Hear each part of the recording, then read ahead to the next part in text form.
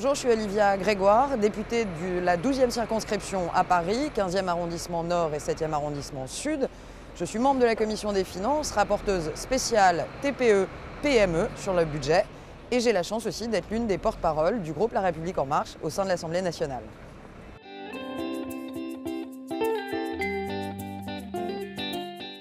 Le RSI, en deux mots, c'est un peu la sécurité sociale des travailleurs indépendants. Ça existe depuis 2006, un peu plus de 10 ans, et c'est le régime social de protection sociale des artisans, des commerçants, des micro-entrepreneurs. C'est vraiment le régime social des indépendants. Ça concerne aujourd'hui environ 7 millions de personnes et 2,8 millions de cotisants.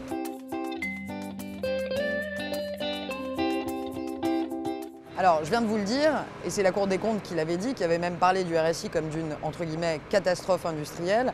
Le gouvernement, d'abord et avant tout, propose d'adosser le RSI au régime général sans augmenter les charges pour les indépendants. Ça veut dire quoi? Ça veut dire d'abord et avant tout faciliter la gestion de la protection sociale des indépendants, notamment pour les travailleurs indépendants, et leur permettre d'avoir un service plus accessible, moins complexe, tout en ayant toujours le même niveau de qualité de protection sociale.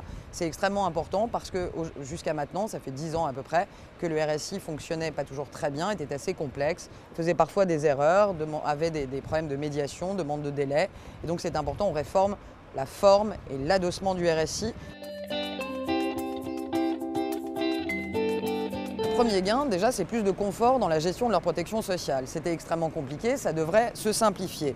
Mais au-delà de ces avantages, je dirais, concrets, en termes d'organisation, il y a une garantie qui a été tenue parmi d'autres par le gouvernement, c'est de ne pas augmenter les charges, que cet adossement sur le régime général des travailleurs indépendants n'augmente pas leurs charges. Promesse tenue, puisque nous n'augmentons en rien les charges des indépendants, bien au contraire, nous allons les diminuer. Vous savez, c'est pas facile de monter une entreprise. La première année, on ne sait pas exactement combien de chiffre d'affaires on va faire, on ne sait pas quels sont exactement nos clients. Et c'était une des difficultés du RSI. Il fallait anticiper sur le chiffre d'affaires à venir, être capable d'imaginer ses charges, autant de choses que les travailleurs indépendants ne peuvent pas forcément faire la première année. Là où cette réforme du RSI est particulièrement forte, et j'y adhère tout particulièrement en tant que rapporteuse TPE-PME, c'est qu'elle est allée au-delà du RSI. Elle a traité le sujet important de la prise de risque pour encourager les gens et les Français, les concitoyens, à monter leur activité. Par exemple, la première année de votre activité dans le cadre des micro-entreprises, vous aurez possibilité de bénéficier de ce qu'on appelle une année blanche, c'est-à-dire une exonération totale de charges la première année pour les micro-entreprises. L'augmentation des charges, les charges augmenteront, mais de façon progressive sur les 3 premières années de votre activité. C'est extrêmement important parce que ça veut dire que l'État ne va pas commencer par taxer les indépendants avant même qu'il n'ait fait du chiffre d'affaires, ce qui jusqu'ici était malheureusement souvent le cas.